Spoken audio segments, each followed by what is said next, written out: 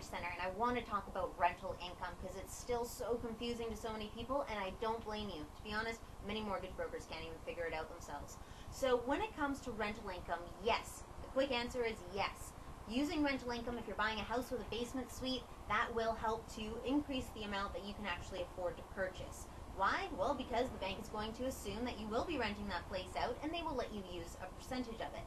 Now, with April 2010, new rules did come out, and it did put a bit of a damper on people's abilities to use the rental income.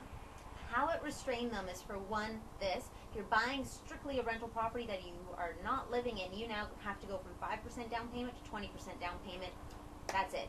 There's no gray area. You have to have 20% down to buy that. If, however, it's a house that you will be living in and renting out a suite in, then you just still need the 5% because it's an owner-occupied place.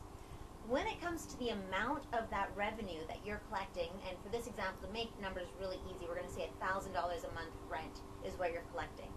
In order to determine how much of that $1,000 we're going to be able to use in your TDS or GDS calculation, which is the ultimate calculation on how we determine how much you can spend on a home, and you can check out my other videos for the actual hard calculations of that.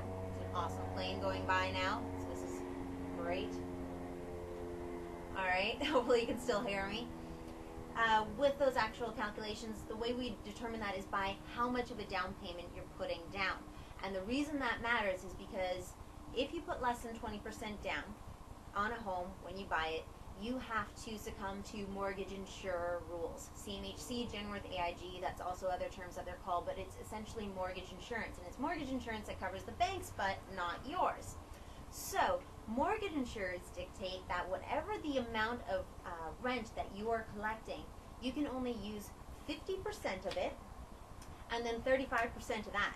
So as you can imagine, $1,000, cut that in half, that's only $500, then of the $500, only 35% of that money is actually going to go towards helping you to afford a larger home. That's not that much. If, however, you put 20% down, now mortgage insurer rules, as well as just regular lender rules, dictate that you can use 80% of that $1,000, and that's it, that's all. So you've gone from $1,000 of getting to use 80%, which is $800, to help contribute to getting you into a bigger, more beautiful home, to if you just put 5 or 10 or 15% down, now all you can do is use 50% of that and then 35% of that. Okay? So those numbers, don't try to work them out yourself. Just call a mortgage broker like myself. I can help to run those through for you and tell you how much more you can actually qualify for if you buy a house with a rental suite. So if you have any questions, of course, do give me a call. Leah Coss with the Mortgage Center. Hopefully I've helped you out.